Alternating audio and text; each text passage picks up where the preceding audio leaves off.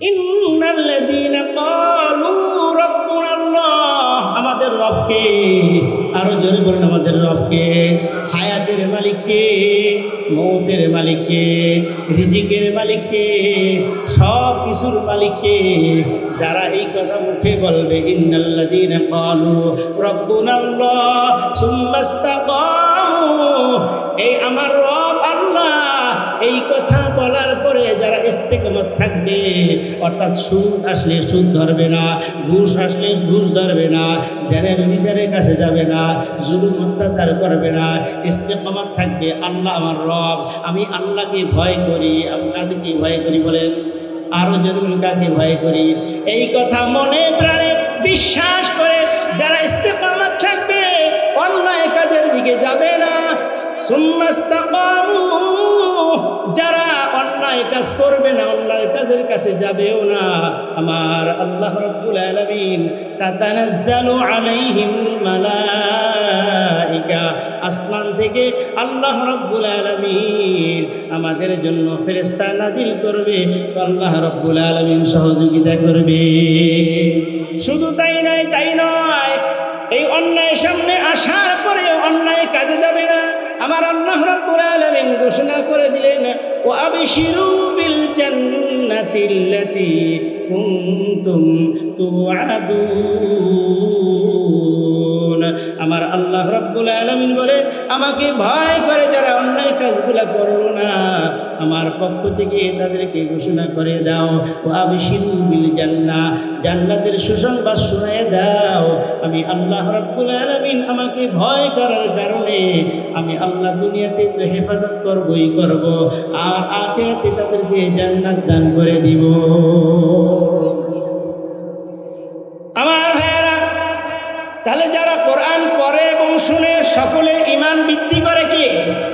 আরো জোরে বলেন, কেমন ঈমান বৃদ্ধি করে দেখেন। দারুন নাদওয়ার বৈঠকের মধ্যে আবু জাহেল আইন পাশ করে ফেলল, মুহাম্মাদের দরবারে রাত্রিবেলায় চোরের মতো আর কেউ কোরআন শুনতে যাব না। কারণ সেই সময়ে যারা মুহাম্মদ সাল্লাল্লাহু আলাইহি ওয়াসাল্লামের বিরোধিতা করত, মুহাম্মদ সাল্লাল্লাহু আলাইহি ওয়াসাল্লামকে দুনিয়া থেকে সরাই দেওয়ার চিন্তা করত, যারা এই ধরনের অপকর্মে লিপ্ত থাকত, তারা আইন পাশ করলো দারুন নাদওয়ার বৈঠকে। আবু জাহেল সভাপতিত্ব করলেন, আগামীকাল থেকে মুহাম্মাদের দরবারে রাত্রিবেলায় চোরের মতো আর পালায় পালায় কেউ কোরআন শুনতে যাইবে না। উপস্থিত ছিল আবু জাহেল, উতবা, সাইবা, আবু লাহাব। রাত্রি যখন গভীর হয়ে গেল, আমার হাবিব সাল্লাল্লাহু আলাইহি ওয়াসাল্লাম ইশার নামাজ পড়ে আল্লাহর হাবিব যখন হুজরাখানায় ঢুকে গেলেন, কিছুক্ষণ বিশ্রাম নেওয়ার পরে আমার হাবিব সাল্লাল্লাহু আলাইহি ওয়াসাল্লাম উঠে গেলেন। উঠে ওযু করে কোরআন তেলাওয়াত শুরু করে দিতেন। আল্লাহর হাবিব সাল্লাল্লাহু আলাইহি ওয়াসাল্লামের তেলাওয়াত এত মধুর, এত মধুর, মানুষগুলো পাগল পারা হয়ে যেত। আল্লাহর হাবিব সাল্লাল্লাহু আলাইহি ওয়াসাল্লামের সুর মদিনার অলিতে গলিতে ভেসে যেত। ওই কাফের মুশরিক যারা সংসদের মধ্যে আইন পাশ করলো মুহাম্মাদের দরবারে, আর কেউ কোরআন শুনতে যাইবে না। আবু জাহেল চিন্তা করলো, আমি সভাপতিত্ব করছি, আমি তো সভাপতিত্ব করেছি, আর কেউ যাবে না, কারণ আমার ভয় সকলের ভিতরে আছে। উনি চিন্তা করলো, সকলে যেহেতু যাবে না, আজকে আর কেউ যাবে না, আমি আবু জাহেল পালায় পালায় আগে যাব। আমার ভাইয়েরা, আবু লাহাব চিন্তা করলো,